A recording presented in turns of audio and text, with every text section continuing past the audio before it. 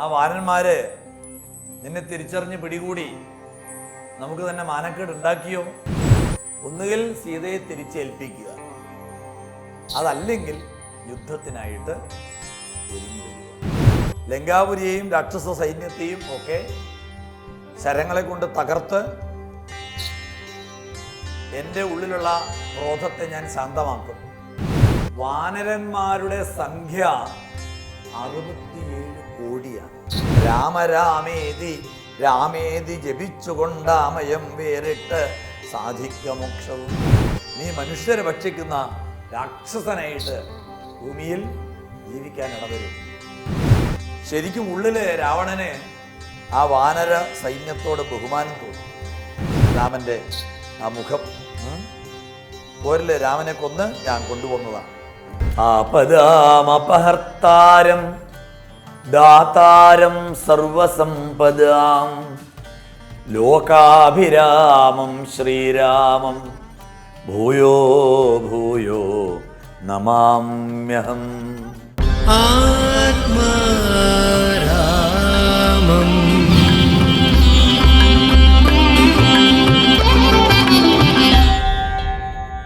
നമസ്കാരം സാർ.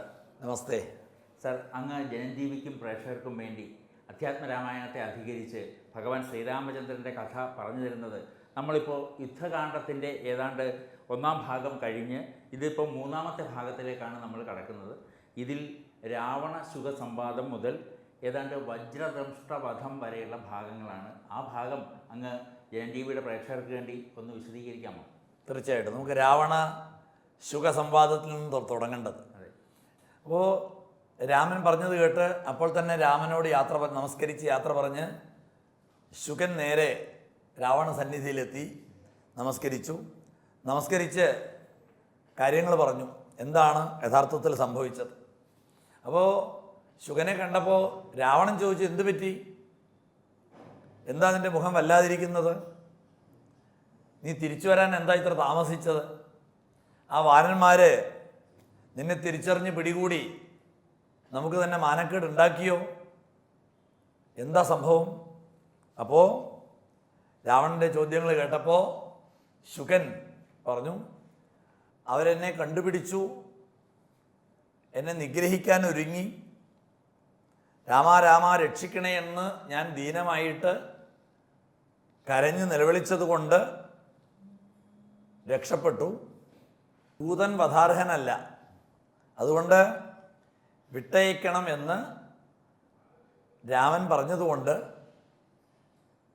എനിക്ക് ജീവൻ തിരിച്ചു കിട്ടി. ഞാൻ വാനര സൈന്യത്തെയൊക്കെ കണ്ടു, തിരിച്ചു പോന്നു. പിന്നെ ശ്രീരാമചന്ദ്രൻ എന്നോട് നിർദ്ദേശിച്ചത്, നീ ചെന്ന് പറയണം രാവണനോട്, ഒന്നുകിൽ സീതയെ തിരിച്ചേൽപ്പിക്കുക, അതല്ലെങ്കിൽ യുദ്ധത്തിനായിട്ട് ഒരുങ്ങി വരിക.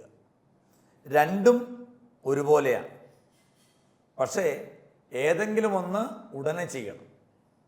ഒന്നുകിൽ സീതയെ വിട്ടുതരണം, അല്ലെങ്കിൽ യുദ്ധത്തിനായിട്ട് പുറപ്പെട്ടു വരണം. ലങ്കാപുരിയെയും രാക്ഷസ സൈന്യത്തെയും ഒക്കെ ശരങ്ങളെ കൊണ്ട് തകർത്ത് എൻ്റെ ഉള്ളിലുള്ള ക്രോധത്തെ ഞാൻ ശാന്തമാക്കും. അതുകൊണ്ട് രാക്ഷസശ്രേഷ്ഠനായിട്ടുള്ള ആ രാവണൻ കരുത്തനാണെങ്കിൽ എത്രയും വേഗം യുദ്ധത്തിനായിട്ട് ഇറങ്ങണം. ഇത്രയും ശ്രീരാമൻ എന്നോട് പറഞ്ഞു, അങ്ങയെ കേൾപ്പിക്കാനായിട്ട് പറഞ്ഞു. സുഗ്രീവ ലക്ഷ്മണന്മാരോടൊപ്പം കണക്കറ്റ സൈന്യം പോർക്കളത്തിൽ അങ്ങയെ വധിക്കാനായിട്ട് സന്നദ്ധരായിട്ട് നിൽക്കുക. പർവ്വത സമാനന്മാരായിട്ടുള്ള വാനരന്മാർ ലക്ഷക്കണക്കിന്. അതുകൊണ്ട് പേടിയില്ലാതെ നിലകൊള്ളുന്ന ആ വാനര വീരന്മാരുടെ എണ്ണം കണക്കാക്കാൻ സാധ്യമല്ല എന്നാണ് പറയുന്നത്. ലങ്കാപുരിയിലേക്ക് ഇടയ്ക്കിടയ്ക്ക് നോക്കിക്കൊണ്ട് അലറി വിളിക്കുന്ന 100,000 പടയാളികളോടൊപ്പം ശത്രുക്കളെ ചുട്ട് ചാമ്പലാക്കാൻ ശേഷിയുള്ളതായ കാലനെ പോലും ഭയപ്പെടുത്തുന്ന രീതിയിലുള്ള വാനരന്മാരാണ് അവിടെ ഉള്ളത്. അഗ്നിദേവൻ്റെ പുത്രനായിട്ടുള്ള നീലൻ എന്ന വാനരനാണ് സേനാപതി. അതുപോലെ തന്നെ അതിൻ്റെ അടുത്ത് തന്നെ പർവ്വതശിഖരം പോലെ ഭൂമിയിൽ വാലുകൊണ്ടങ്ങനെ തല്ലി നിൽക്കുന്ന ബാലിയുടെ പുത്രനുണ്ട്. യുവരാജാവായിട്ടുള്ള ആ ബാലിപുത്രൻ അംഗദനുണ്ട്. അങ്ങയുടെ പുത്രൻ്റെ ഘാതകനായിട്ടുള്ള ആഞ്ജനേയൻ, ആ ആഞ്ജനേയൻ തൊട്ടടുത്ത് നിൽക്കുന്നുണ്ട്, വായുപുത്രനായിരിക്കുന്ന ഹനുമാൻ. പിന്നെ സുഗ്രീവനോട് സംസാരിച്ചുകൊണ്ട് നിൽക്കുന്നത് ശ്വേതനാണ്, അടുത്ത് നിൽക്കുന്നത് രംഭൻ, പിന്നെ മൈന്ദനും വിവിധനും അശ്വിനി കുമാരന്മാരുടെ പുത്രന്മാരാണ് ആ മൈന്ദനും വിവിധനും. പിന്നെ നളനാണ് സേതുബന്ധനം നടത്തിയത്. ആ സേതുബന്ധനം നടത്തിയ നളനുണ്ട്. അങ്ങനെ വാനരന്മാരുടെ സംഖ്യ 67 കോടിയാണ്. 67 കോടി. ആ വാനര സൈന്യത്തിൻ്റെ വാനര നായകന്മാർ എല്ലാവരും കൂടിയിട്ടുള്ള അവരുടെ ഒരു ഏകദേശ കണക്ക് ഇത്രയുണ്ട്. അതുകൊണ്ട് അവരോട് എതിരിടുന്നത് അത്ര പന്തിയല്ല. കാരണം അവരാരും തന്നെ വാനരന്മാരല്ല, എല്ലാം ദേവാംശങ്ങളാണ്, ദേവഗണങ്ങളാണ് വാനരന്മാരായിട്ട് വന്നിട്ടുള്ളത്. പിന്നെ സാക്ഷാൽ മഹാവിഷ്ണു തന്നെയാണ് ശ്രീരാമൻ, ആദിനാരായണനാണ്. അനന്തനാണ് ലക്ഷ്മണൻ, യോഗമായയാണ് സീതാദേവി. അതുകൊണ്ട് അവരോട് വിരോധമുണ്ടാക്കുന്നതിനേക്കാൾ നല്ലത് സഖ്യമാണ്. അതായിരിക്കും ശ്രേയസ്കരം. അതുകൊണ്ട് അങ്ങയുടേതായ ഈ ഒരു ദേഹാഭിമാനമൊക്കെ ഉപേക്ഷിക്കുക, എത്രയും പെട്ടെന്ന് ആ ശ്രീരാമനെ ശരണം പ്രാപിക്കുക. രാമൻ അദ്വയനായിട്ടുള്ള പരമാത്മാവാണ് എന്ന് എനിക്ക് ബോധ്യം വന്നു. അതുകൊണ്ട് സീതയെ രാമന് വിട്ടുകൊടുത്ത് ആ പാദകമലങ്ങളിൽ ശരണം പ്രാപിക്കുക. അങ്ങനെയാണെങ്കിൽ സർവ്വപാപങ്ങളിൽ നിന്നും അങ്ങേക്ക് മുക്തനായിട്ട് ആ ദിവ്യമായിട്ടുള്ള ആ വിഷ്ണു ലോകത്തിൽ തന്നെ എത്തിച്ചേരാൻ സാധിക്കും. അല്ലെങ്കിൽ അധപ്പതനമാണ്, നരകത്തിൽ പതിക്കുമെന്നുള്ളത് തീർച്ചയാണ്. നിനക്ക് നല്ലത് പറഞ്ഞു തന്നു എന്ന് മാത്രമേ ഉള്ളൂ. അല്ലെങ്കിൽ സംശയമുണ്ടെങ്കിൽ നല്ല ആളുകളോട് ചോദിക്കുക, ചോദിച്ച് സംശയ നിവൃത്തി വരിക. രാമരാമ രാമരാമ എന്ന ആ നാമജപം, ആ നാമജപം കൊണ്ട് തന്നെ സകല ദുഃഖ രാമരാമേതി രാമേതി ജപിച്ചുകൊണ്ടാമയം വേറിട്ട് സാധിക്ക മോക്ഷവും. സത്സംഗമത്തോട് രാമചന്ദ്രം ഭക്തവത്സലം ലോകശരണ്യം ശരണതും. ലോകശരണ്യനായ ശരണതനായ ആ രാമനെ ശരണം പ്രാപിക്കുകയാണ് വേണ്ടത് എന്ന് പറഞ്ഞു. ശുഗൻ്റെ ഈ ഒരു അജ്ഞാനനാശകമായ വാക്കുകൾ കേട്ടു. അപ്പോൾ ശുഗൻ തന്നെ ദഹിച്ചു പോകുമോ എന്നുള്ള രീതിയിൽ രാവണൻ വർദ്ധിച്ച കോപത്തോടുകൂടി അത്യന്തരോഷേണ നോക്കി യുര ചെയ്താൻ. അത്യന്തം ക്രോധാവേശത്തോടു കൂടിയിട്ട് പറഞ്ഞു, ഭൃത്യനായ നീ ആചാര്യനെ പോലെ എന്നെ ഉപദേശിക്കാൻ വരണ്ട. നീ എൻ്റെ ഭൃത്യനാണ്, സേവകനാണ്. ഭൃത്യനായുള്ള നീ ആചാര്യനെ പോലെ നിസ്ത്രപം ശിക്ഷ ചൊല്ലുവാൻ എന്തു കാരണം? പണ്ടു നീ ചെയ്തോരുപകാരമോർക്കയാൽ ഉണ്ടു കാരുണ്യമെനിക്കതു കൊണ്ടു ഞാൻ ഇന്നു കൊല്ലുന്നതില്ലെന്ന് കൽപ്പിച്ചിതൻ മുന്നിൽ നിന്ന് ആശു മറയത്തു പോക. നീ വലിയ ആചാര്യനെ പോലെ സംസാരിക്കൊന്നും വേണ്ട. പണ്ട് നീ എനിക്ക് ഉപകാരം ചെയ്തിട്ടുണ്ട്, അത് കരുതിയിട്ടാണ് ഞാൻ നിന്നെ ഇപ്പോൾ കൊല്ലാതെ വിടുന്നത്. അതുകൊണ്ട് എനിക്ക് ഇനിയും നിൻ്റെ വാക്കുകൾ കേൾക്കാനുള്ള ക്ഷമയില്ല. എൻ്റെ മുൻപിൽ നിന്ന് എത്രയും പെട്ടെന്ന് പൊക്കോളൂ, അല്ലെങ്കിൽ നിന്നെ ഞാൻ കൊന്നുകളയും. ഇത്രയും കേട്ടപ്പോൾ പേടിച്ച് വിറച്ച് ശുഗൻ സ്വഗൃഹത്തിലേക്ക് പോയി. ജീവനും കൊണ്ട് അവിടുന്ന് ഓടി എന്നർത്ഥം. അപ്പോൾ പണ്ട് ഇങ്ങനെ ഒരു ഉപകാരം ചെയ്തു എന്ന് പറഞ്ഞില്ലേ, അതെന്താ അത്? അശുകൻ്റെ അപൂർവ വൃത്താന്തം. പണ്ടു ശുകൻ, പണ്ട് ബ്രാഹ്മണശ്രേഷ്ഠൻ പുരാശുകൻ നിർമ്മലൻ ബ്രാഹ്മണ്യവും പരിപാലിച്ചു സന്തതം. പണ്ട് ശുകൻ മഹാജ്ഞാനിയായിട്ടുള്ള ഒരു ബ്രാഹ്മണ ശ്രേഷ്ഠനായിരുന്നു. ബ്രാഹ്മണ്യത്തിൽ നിഷ്ഠയോട് കൂടിയിട്ട് വാനപ്രസ്ഥം സ്വീകരിച്ച് ദേവോത്കർഷത്തിന് വേണ്ടിയിട്ട് യാഗാദി കർമ്മങ്ങളൊക്കെ അനുഷ്ഠിച്ചിട്ട് അങ്ങനെ താമസിക്കുമ്പോഴാണ് ആ പരബ്രഹ്മ നിഷ്ഠയോട് കൂടിയിട്ട് ഉത്കർഷേച്ഛുവായിട്ട് രാക്ഷസ വിരോധിയുമായിട്ട് ആ ശുകൻ താമസിക്കുന്ന ആ വാഴുന്ന സമയത്ത് ദേവശത്രുവായിട്ടുള്ള വജ്രദംഷ്ട്രൻ എന്ന ആ ദുഷ്ടരാക്ഷസൻ ശുകനെ ദ്രോഹിക്കാൻ എന്തുപായമാണ് എന്നിങ്ങനെ ചിന്തിച്ചു. അതിനിടയിലാണ് ഒരു ദിവസം അപ്രതീക്ഷിതമായിട്ട് അഗസ്ത്യ മഹർഷി കുംഭസംഭവൻ അവിടെ വന്നു. എവിടെ? ശുകൻ്റെ ആശ്രമത്തിൽ. ശുകൻ അഗസ്ത്യനെ സ്വീകരിച്ചു.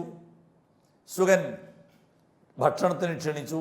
അപ്പോൾ അഗസ്ത്യൻ സ്നാനം ചെയ്യാനായിട്ട് പോയി. ആ തക്കത്തിന് ഈ വജ്രദംഷ്ട്രൻ എന്ത് ചെയ്തു?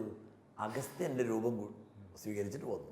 അങ്ങനെ അഗസ്ത്യൻ്റെ രൂപം സ്വീകരിച്ചിട്ട് വന്ന് പറഞ്ഞു, മാംസം ചേർന്ന ഭക്ഷണം കഴിച്ചിട്ട് കുറേ കാലമായി, ഇന്ന് നമുക്ക് സമൃദ്ധിയായിട്ട് ഭക്ഷിക്കണം. അതുകൊണ്ട് ആട്ടിറച്ചി തന്നെ വേണം. ബ്രാഹ്മണ ശ്രേഷ്ഠനായിട്ടുള്ള അങ്ങ് ത്യാഗിയാണല്ലോ. അപ്പോൾ ഉടനെ പത്നിയോട് വിവരം പറഞ്ഞു. ശരി എന്ന് പറഞ്ഞു.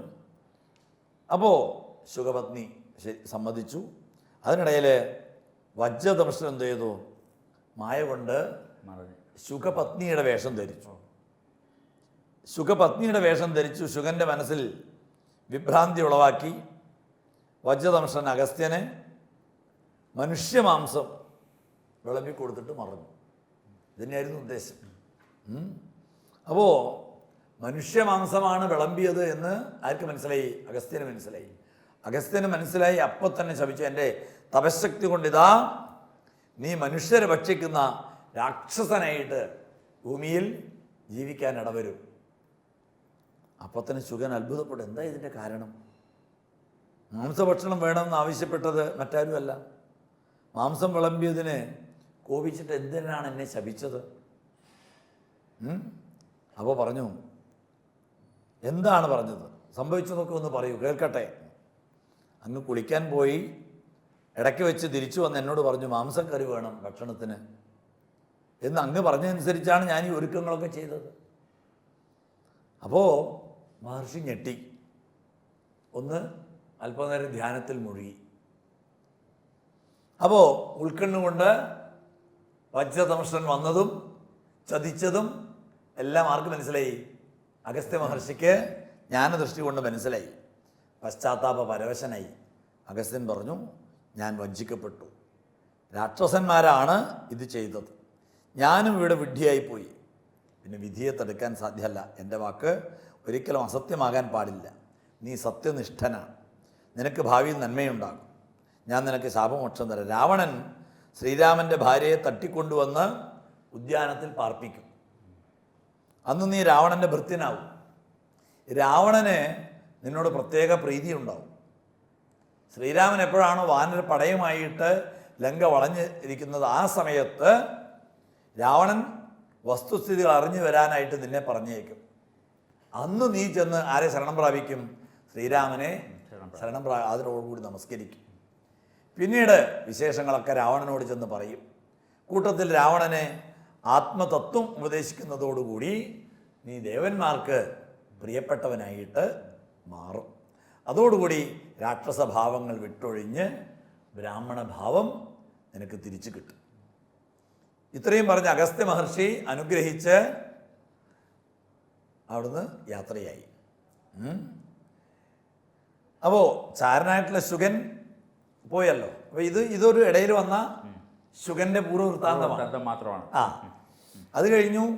പോയി കഴിഞ്ഞപ്പോൾ രാവണൻ്റെ അമ്മയുടെ അച്ഛനായിട്ടുള്ള മാല്യവാൻ മുത്തശ്ശൻ പേരക്കുട്ടിയുടെ പ്രവൃത്തികൾ ഖിന്നനായിട്ട് വന്നു. അപ്പോൾ രാവണൻ മാതാമഹനെ മുത്തശ്ശനെ നമസ്കരിച്ച് സ്വീകരിച്ചിരുത്തി കുശല പ്രശ്നങ്ങളൊക്കെ ചെയ്തു. എന്തൊക്കെയാണ് വിശേഷങ്ങൾ? പ്രത്യേകിച്ച് എന്തെങ്കിലും വിശേഷമുണ്ടോ? ഈ വന്നതിന് വല്ല ഉദ്ദേശമുണ്ടോ എന്നൊക്കെ ചോദിച്ചു. അപ്പോൾ മല്യവൻ രാവണനോട് പറഞ്ഞു, ഞാൻ നിനക്ക് നന്മ ഉപദേശിക്കാൻ വന്നതാണ്. നല്ലത് എന്ത് എന്ന് പറയാൻ വന്നതാണ്. നീ യുക്തം പോലെ ചെയ്തോളൂ. യഥാർത്ഥത്തിൽ ഈ സീത ലങ്കയിൽ വന്നതിന് ശേഷം പല പല പല അനർത്ഥങ്ങളാണ് തുടർച്ചയായിട്ട് ഉണ്ടായിക്കൊണ്ടിരിക്കുന്നത്. ഒക്കെ സൂചകങ്ങളാണ്. നീ ഇതൊന്നും കാണുന്നില്ലേ? ആലോചിച്ച് നോക്കൂ. അതിഭീകരമായിട്ട് എല്ലാം പകൽ സമയത്തും ഇടിവെട്ടുന്നത് പോലെ കേൾക്കുകയാണ്. ചുടുചോരയാണ് മഴയായിട്ട് പെയ്യുന്നത്. ആകാശത്തു നിന്ന് വീഴുന്നത് ചോരയാണ്. ദേവി വിഗ്രഹങ്ങളൊക്കെ വിയർക്കുന്നു, ഇളകുന്നു. ഭീകരമായിട്ടുള്ള തേറ്റ പല്ലുകൾ കാട്ടി ചിരിച്ചുകൊണ്ട് കാളിദേവി പല സ്ഥലത്തും പ്രത്യക്ഷപ്പെടുന്നു. പശുക്കൾ കഴുതകളെപ്പോലെ അമറുന്നു. പൂച്ചകളോടും ഒക്കെ എലികൾ പോരിനിറങ്ങുന്നു. പാമ്പുകൾ ഗരുഡനോട് എതിരിടുന്നു. ഇതെല്ലാം ദുഷ്ടഗുണങ്ങളാണ്, ദുർനിമിത്തങ്ങളാണ്. ഈ വിധത്തിലുള്ള അപശകുനങ്ങൾ കാണുമ്പോഴെങ്കിലും നീ തിരിച്ചറിയണ്ടേ? അതുകൊണ്ട് സീതയെ ശ്രീരാമപാദത്തിൽ ചെന്ന് നമസ്കരിച്ച് സമർപ്പിക്കുക. സാക്ഷാൽ മഹാവിഷ്ണുവാണ് രാമൻ എന്ന് തിരിച്ചറിയുക. ആ പരമാത്മാവിനെ ഭജിക്കുക. രാമപാദമാകുന്ന നൗകയെ ആശ്രയിക്കുന്നവർ സംസാര സാഗരത്തെ നീന്തിക്കടക്കും. അതുകൊണ്ട് ഇനിയും വാശി പിടിക്കരുത്. ഭക്തി കൊണ്ട് ദുഷ്ടനാണെങ്കിലും നീ വിശുദ്ധനാവും. മോക്ഷപ്രദനായിരിക്കുന്ന ഭഗവാനെ സേവിക്കുക. ഞാൻ പറഞ്ഞത് സത്യം മാത്രമാണ്. നിനക്ക് ഗുണകരമായിട്ടുള്ള കാര്യങ്ങളാണ് ഞാനിപ്പോൾ പറഞ്ഞു തന്നത്. ഇത്രയും കേട്ടപ്പോഴേക്കും സഹിക്കാൻ പറ്റുന്നില്ല. ആർക്ക്? രാവണന് ദേഷ്യം വന്നു. വെറും മനുഷ്യനും ഹീനനുമായിട്ടുള്ള രാമനെ ഇത്രമാത്രം മാനിക്കാൻ എന്താ കാരണം? മാനവനായ കൃപണനാം രാമനെ മാനസേ മാനിപ്പതിനെന്തു കാരണം? മർക്കടാലംബനം നല്ല സാമർഥ്യമെന്നുൾക്കാമ്പിലോർക്കുന്നവൻ ജളനെത്രയും രാമൻ നിയോഗിക്കയാൽ വന്നിതെന്നോട് സാമപൂർവം പറഞ്ഞു ഭവാൻ നിർണയം. യഥാർത്ഥത്തിൽ വാനന്മാരെ ആശ്രയിക്കുന്ന വലിയ സാമർഥ്യമൊന്നുമല്ല. രാമൻ നിയോഗിച്ചിട്ട് എന്നോട് സാമോപദേശം ചെയ്യാൻ വന്നതാണോ? തീർച്ചയായിട്ടും മടങ്ങിപ്പോക്കോളൂ. ആവശ്യമുണ്ടെങ്കിൽ ഞാൻ ആളെ അയച്ച് വരുത്താം. വൃദ്ധനായിട്ടുള്ള അങ്ങ് വളരെ സ്നേഹമുള്ള മിത്രമാണ് എന്നൊക്കെ പറയുന്നത് കേട്ടു. എന്തായാലും അതൊന്നും സഹിക്കാൻ പറ്റുന്നതല്ല എന്ന് പറഞ്ഞ് മാല്യവാനെ യാത്രയാക്കി. രാവണൻ മന്ത്രിമാരോടൊപ്പം അപ്പോൾ തന്നെ മാളികയിലേക്ക് കയറി. അത് കഴിഞ്ഞിട്ട് വിപുലമായിട്ടുള്ള യുദ്ധാരംഭം. അപ്പോൾ വിപുലമായിട്ടുള്ള വാനര സൈന്യത്തെ കണ്ടു. മാളിക മുകളിൽ നിന്ന് വീക്ഷിച്ചപ്പോൾ തന്നെ കണ്ടു. അപ്പോൾ ശരിക്കും ഉള്ളിൽ രാവണന് ആ വാനര സൈന്യത്തോട് ബഹുമാനം തോന്നി. ഉടനെ തന്നെ പോര് തുടങ്ങാനായി ആ രാക്ഷസ വീരന്മാരെ വരുത്തി. ഓരോരുത്തരായിട്ട് വന്നു, രാവണനെ കണ്ടു. അപ്പോൾ രാമൻ ലക്ഷ്മണൻ്റെ കയ്യിൽ നിന്ന് വില്ലിങ്ങോട്ട് വാങ്ങി. ആ 10 കിരീടവും 20 കൈകളും വൃത്തരാസുരൻ്റേതുപോലെയുള്ള ശരീരവും ശൗര്യമൊക്കെ കണ്ടു. മാളികയുടെ മുകളിൽ ആരെ നിൽക്കുന്നുണ്ട്? രാവണൻ നിൽപ്പുണ്ട്. അപ്പോൾ തന്നെ ആ രാമൻ്റെ ബാണം കണ്ട് പ്രയോഗിക്കണമെന്ന് ശരിക്കും തോന്നി. രാമൻ അപ്പോൾ തന്നെ ആ 10 കിരീടവും വെൺകൊറ്റ കുടയൊക്കെ ഛേദിച്ചു. പ്രഹസ്താദികളായിട്ടുള്ള മുഖ്യ രാക്ഷസന്മാർ വന്ന് തൊഴുതു. എന്നിട്ട് പറഞ്ഞു, യുദ്ധം തുടങ്ങിക്കോളൂ. ഇനി ഒരു നിമിഷവും നമ്മൾ വൈകിക്കുന്നത് ശരിയല്ല. അപ്പോൾ തന്നെ വാദ്യഘോഷങ്ങൾ അങ്ങോട്ട് തുടങ്ങി. മൃദംഗ പണവാദി വാദ്യഘോഷങ്ങൾ ഗംഭീരമായിട്ട് പറയുന്നുണ്ട്. മൃദംഗ പണവാദി വാദ്യഘോഷങ്ങൾ അങ്ങോട്ട് തുടങ്ങി. കിഴക്കേ ദിക്കിൽ പ്രഹസ്തനും തെക്കേ ദിക്കിൽ വജ്രദംഷ്ടനും പടിഞ്ഞാറേ ഗോപുരവാതിൽക്കൽ ഇന്ദ്രജിത്ത് ആയിട്ടുള്ള മേഘനാഥനും വടക്കേ കോട്ടവാതിൽക്കൽ പിന്നെ രാവണനും. ഇങ്ങനെ 4 ദിക്കുകളിലായിട്ടുള്ള പോരിന് ഒരുങ്ങിയിറങ്ങി. നീലനും സൈന്യവും കിഴക്കേ ഗോപുരനടയിൽ, അംഗദൻ തെക്കേ ഗോപുരനടയിൽ, ഹനുമാൻ പടിഞ്ഞാറേ ഗോപുരനടയിൽ, സുഗ്രീവൻ വിഭീഷണൻ ലക്ഷ്മണൻ ഇവരോടുകൂടി രാമൻ വടക്കേ ദിക്കിൽ. അങ്ങനെ വാനരപ്പട യുദ്ധ സന്നദ്ധമായി. അപ്പോൾ എണ്ണിയാലൊടുങ്ങാത്ത അത്രയും സൈന്യം, വാനര സൈന്യം ഒക്കെ തയ്യാറായിട്ട് നിന്നു. അതിഗംഭീരമായിട്ടുള്ള യുദ്ധം ഇങ്ങോട്ട് തുടങ്ങി. യുദ്ധം തുടങ്ങി. പിന്നെ ശത്രുപക്ഷത്തിൻ്റെ വിവരങ്ങളൊക്കെ അറിയാനായിട്ട് ആരെ ശാർദൂലൻ തുടങ്ങിയിട്ടുള്ള രാക്ഷസന്മാരെ പറഞ്ഞു വിട്ടു. രാത്രിയിൽ അവർ വാനര രൂപം ധരിച്ചിട്ട് എവിടെ ചെല്ലും? അപ്പുറത്ത് ചെല്ലും, വാനര സൈന്യത്തിൽ ചെല്ലും. വാനര വീരന്മാർ അവരെ തിരിച്ചറിഞ്ഞ് പിടികൂടി വിട്ടില്ല, കൊല്ലാനൊരുങ്ങി. അവരെ സങ്കടപ്പെട്ട് കരഞ്ഞപ്പോൾ അവരെ രക്ഷിക്കണേ എന്ന് പറഞ്ഞപ്പോൾ രാമൻ അഭയം നൽകി. അവരും നേരത്തെ പോലെ ശുഗസാരണന്മാരുണ്ടല്ലോ, ആ ശുഗസാരണന്മാരെ പോലെ വിവരങ്ങളൊക്കെ പറഞ്ഞു, കാര്യങ്ങളൊക്കെ മനസ്സിലായി. അപ്പോൾ നേരെ രാവണൻ എന്ത് ചെയ്തു? രാവണൻ നേരെ സീതാദേവിയുടെ സന്നിധിയിലെത്തിയിട്ട് പറഞ്ഞു, ഇതാ രാമൻ്റെ ശിരസും വില്ലും ഇതാ എന്ന് പറഞ്ഞ് ഒരു മായാനിർമ്മിതമായ രാമൻ്റെ ആ മുഖം പോരിൽ രാമനെ കൊന്ന് ഞാൻ കൊണ്ടുപോകുന്നതാണ്. അത് സത്യമാണെന്ന് ആര് പേടിച്ചില്ല. സീത ശരിക്കും അത് സത്യമാണെന്ന് ധരിച്ചു. അപ്പോൾ തന്നെ കരഞ്ഞുകൊണ്ട് മോഹാലസ്യപ്പെട്ടു വീണു. അപ്പോൾ അവിടെ എത്തിയ ഒരു ദൂതൻ രാവണനെ കൂട്ടിക്കൊണ്ടുപോയി. വിഭീഷണൻ്റെ പത്നിയുണ്ട്, ആര്? സരമ. വിഭീഷണൻ്റെ പത്നിയായിട്ടുള്ള സരമ. അപ്പോൾ സീതയോട് പറഞ്ഞു, എല്ലാം ശുദ്ധ തട്ടിപ്പാ, ഇതൊക്കെ ഇവരുടെ മായയാണ്, ഒരാപത്തും വന്നിട്ടില്ല, ഇതൊക്കെ ചതിയാണ്. 4 ദിവസം കഴിഞ്ഞാൽ എല്ലാം ശരിയാവും. നിന്റെ ഭർത്താവ് രാവണന് വധിക്കും. സരമയുടെ വാക്ക് കേട്ടപ്പോഴാണ് സീതയ്ക്ക് ആശ്വാസമായി. പിന്നെ അംഗദൻ രാമൻ്റെ നിർദ്ദേശപ്രകാരം രാവണനോട് പറഞ്ഞു, ഒന്നുകിൽ സീതയെ കൊണ്ടുവന്ന് വൈകാതെ എൻ്റെ മുന്നിൽ സമർപ്പിക്കണം, അല്ലെങ്കിൽ യുദ്ധത്തിന് പുറപ്പെടണം. അല്ലാത്ത പക്ഷം ഉള്ളിൽ നീ ദുഃഖിച്ചുകൊണ്ട് ഉള്ളിൽ കൊട്ടാരത്തിനകത്തിരുന്നാലും ലങ്കാപുരിയെ നശിപ്പിച്ച് നിന്റെ കഥ കഴിക്കും. രാവണ, രാമൻ്റെ ആ ഞാണൊലി കേൾക്കുന്നില്ലേ?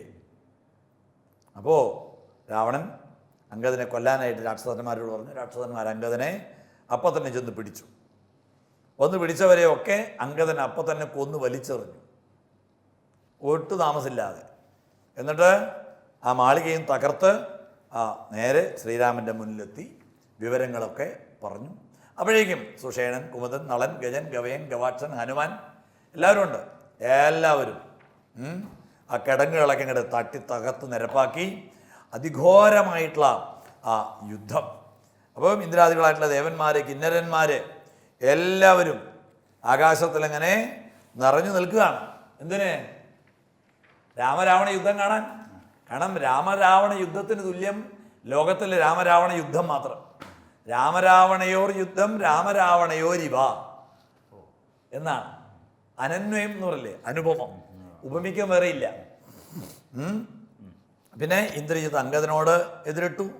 അംഗദൻ ഇന്ദ്രജിത്തിൻ്റെ തേരാളിയെ വധിച്ചു, തേരും തകർത്തു. മറ്റൊരു തേരിൽ പിന്നെ യുദ്ധം. പിന്നെ ജംബുമാലി ഹനുമാൻ്റെ നേർക്ക് വരുന്നു. ഹനുമാൻ ഒരു വേല് പ്രയോഗിച്ചു. ഹനുമാൻ അവൻ്റെ തേരാളിയെ കൊന്നു, തേരും തകർത്തു, അലറി വിളിച്ചു. അപ്പോഴേക്കും പ്രഹസ്തനോട് എതിരിട്ടു സുഗ്രീവൻ. രാഹുവിനോട് വിഭീഷണൻ പോരടിച്ചു. നീലൻ നികുംഭനോട്, തപനനെ മഹാഗജൻ, ലക്ഷ്മണനെ വിരൂപാക്ഷം നേരിട്ടു. രക്ഷധ്വജൻ, അഗ്നിധ്വജൻ തുടങ്ങിയ 10 രാക്ഷസന്മാർ ശ്രീരാമനോട് എതിരിട്ട് മരിച്ചു.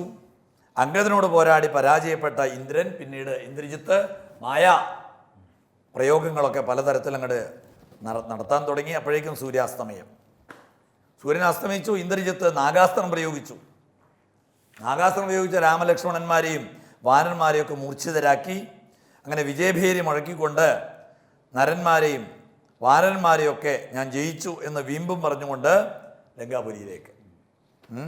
എല്ലാവരെയും ബോധം കെടുത്തിയതേ ഉള്ളൂ. പക്ഷെ ഞാൻ എല്ലാവരെയും ജയിച്ചു, നിഗ്രഹിച്ചു എന്നൊക്കെ വീമ്പ് പറഞ്ഞുകൊണ്ടാണ് ആര് തിരിച്ചു പോയത്? ഇന്ദ്രജിത്ത് തിരിച്ചു പോയത്. അത് കഴിഞ്ഞ് വീണ്ടും അതിഘോരമായിട്ടുള്ള ആ യുദ്ധം അങ്ങോട്ട് വീണ്ടും തുടങ്ങി. അതിനിടയിൽ ഗരുഡൻ വരുന്നുണ്ട്. ഗരുഡൻ സ്വർണ്ണ പർവ്വതം പോലെ ശോഭിക്കുന്ന ഗരുഡൻ വന്ന് രാമൻ്റെ പാദങ്ങളെ നമസ്കരിച്ചു. അതോടുകൂടി നാഗാസ്ത്ര ബന്ധനം വേർപെട്ടു. എല്ലാവരും അസ്ത്രത്തിൻ്റെ പ്രഭാവത്തിൽ നിന്നും സ്വതന്ത്രരായി. ഭക്തപ്രിയനായിട്ടുള്ള രാമൻ ഗരുഡനെ അനുഗ്രഹിച്ചു. ഭഗവാനെ കൈകൂപ്പി തൊഴുത് ആരുടെ വിടവാങ്ങി? ഗരുഡൻ വിടവാങ്ങി. പിന്നെ പൂർവാധികം ശക്തിയോട് കൂടിയിട്ട് ആ വാനര വീരന്മാർ വീണ്ടും യുദ്ധം തുടങ്ങി. വന്ന ശത്രുക്കളെയൊക്കെ വധിച്ച് എൻ്റെ മകൻ ഗൃഹത്തിലെത്തിയപ്പോഴേക്കും അവർ വീണ്ടും ഇതാ വന്നിരിക്കുന്നു എന്നൊക്കെ പറഞ്ഞു. രാവണൻ പറഞ്ഞു മനുഷ്യരെയും വാനന്മാരെയും കൊന്നൊടുക്കാനായിട്ട് ധൂമ്രാക്ഷൻ പോകട്ടെ, സൈന്യ സമേതനായിട്ട് ധൂമ്രാക്ഷൻ പോകട്ടെ എന്ന് പറഞ്ഞു. അങ്ങനെ ആ ധൂമ്രാക്ഷനാണ് പിന്നീട് യുദ്ധം നയിക്കുന്നത്. ധൂമ്രാക്ഷൻ ഗതയുമായിട്ട് തേരിൽ നിന്ന് ചാടി മാറിക്കളഞ്ഞു. അപ്പോഴേക്കും മാരുതിയുടെ ഏറുകൊണ്ട് തേരും കുതിരയൊക്കെ തകർന്നു. ഹനുമാൻ തെരുതരെ രാക്ഷസന്മാരെ വധിച്ചു. അവസാനം ദുഃഖിതനായിട്ടുള്ള ധൂമ്രാക്ഷൻ ഹനുമാനെ ഗത കൊണ്ടടിച്ചു. അപ്പോൾ തന്നെ തിരിച്ച് ആര്? ആഞ്ജനേയൻ ആരുടെ കഥ കഴിച്ചു? ധൂമ്രാക്ഷൻ്റെ കഥ കഴിച്ചു. അതോടുകൂടിയിട്ട് കൂടെ നിന്ന രാക്ഷസന്മാരൊക്കെ ജീവനം കൊണ്ട് ഓടി. രാക്ഷസ സ്ത്രീകളൊക്കെ പിന്നെ അവിടുന്ന് മുറവിളി കൂട്ടി. പിന്നീട് വജ്രദംഷ്ടനെയാണ് യുദ്ധത്തിന് അയക്കുന്നത്. അങ്ങനെ വജ്രദംഷ്ടൻ തെക്കേ ഗോപുരത്തിൻ്റെ ലൂടെ പുറത്തു വന്ന് അംഗദനോടാണ് ആദ്യം എതിരിടുന്നത്. അംഗദനോട് എതിരിട്ടു. പല പല അപശകുനങ്ങളും കാണുന്നുണ്ടപ്പോൾ. പല അപശകുനങ്ങളും കാണുന്നുണ്ടെങ്കിൽ അതിനെയൊക്കെ അവഗണിച്ച് വാരന്മാരുമായിട്ട് ഏറ്റുമുട്ടി വൃക്ഷങ്ങളും പാറകളും ശൈലശൃംഗങ്ങളും ഇതെല്ലാം കൊണ്ടാണ് അങ്ങോട്ടും ഇങ്ങോട്ടും യുദ്ധം. അതിഘോരമായിട്ടുള്ള ആ യുദ്ധം. ചോര പുഴ ഒഴുകി ആ പോർക്കളത്തിലെ തലയേറ്റുപോയ ഉടലുകൾ അങ്ങനെ അവിടെ മുഴുവൻ നിറഞ്ഞു. അംഗദനും വജ്രദംഷ്ടനുമായിട്ടുള്ള പോരിൽ അംഗദൻ ആ രാക്ഷസൻ്റെ വാൾ പിടിച്ചെടുത്ത് കഴുത്ത് മുറിച്ചു തല്ലി. അങ്ങനെ ആരുടെ കഥ കഴിഞ്ഞു? വജ്രദംഷ്ടൻ്റെ കഥ കഴിഞ്ഞു. വിവരം കേട്ടറിഞ്ഞു രാവണൻ. പിന്നീട് അകമ്പനനെ ഒരു വലിയ പടയോട് കൂടിയിട്ട് പോരിന് പറഞ്ഞു വിട്ടു. പടിഞ്ഞാറ് ഗോപുരവാതിൽക്കിലൂടെ പുറപ്പെട്ട അകമ്പനൻ ഹനുമാനോട് നേരിട്ട് പൊരുതി പരലോകം പോകി. അപ്പോൾ കണ്ടു നിന്നവരൊക്കെ ഹനുമാൻ്റെ ആ യുദ്ധ സാമർഥ്യത്തെ വാനോളം പുകഴ്ത്തി.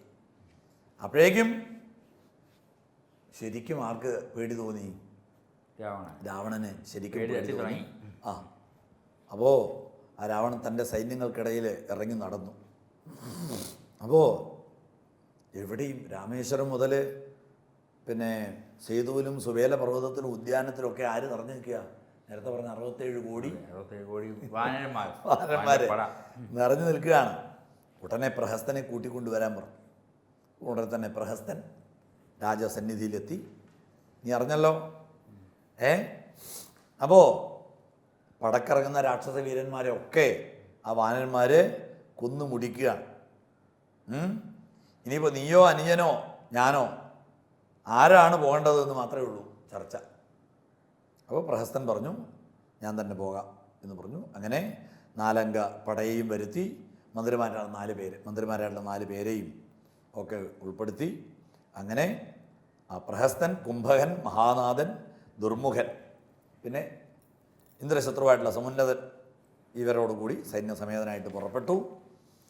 അതിഘോരമായിട്ടുള്ള ആ യുദ്ധം, അതിഘോരമായിട്ടുള്ള ആ യുദ്ധത്തിൽ ജാമ്പവാൻ കുംഭകനെ കൊന്നു, ദുർമുഖനെയും മഹാനാഥനെയും ഒക്കെ വധിച്ചു. മഹാരഥനായിരുന്ന പ്രഹസ്തൻ നീലനോട് ദ്വന്ദ്വയുദ്ധം നടത്തി കാലപുരി പൂകി. അങ്ങനെ പ്രഹസ്തനും സൈന്യവും നാമാവശേഷമായി എന്ന് കേട്ട് ശരിക്കും അഭിമാനിയായ രാവണൻ കോപാന്ധനായി എന്നവിടെ പറഞ്ഞു നിർത്തി. സർ, നമ്മൾ യുദ്ധകാണ്ഡത്തിൽ ഇനി രാവണൻ്റെ പുറപ്പാടാണ്. യുദ്ധാരംഭം അത് വളരെ മനോഹരമായി അങ്ങ് വിശദീകരിച്ചു. ഇനിയുള്ളത് രാവണൻ്റെ പുറപ്പാടാണ്. അത് അടുത്ത ഭാഗത്താണ്. അങ്ങ് വളരെ മനോഹരമായി ജനം ടി വിക്ക് വേണ്ടി, പ്രേക്ഷകർക്ക് വേണ്ടി അങ്ങ് ഇത് വളരെ വിശദീകരിക്കുന്നുണ്ട്. അങ്ങേക്ക് നന്ദി. നമസ്തേ.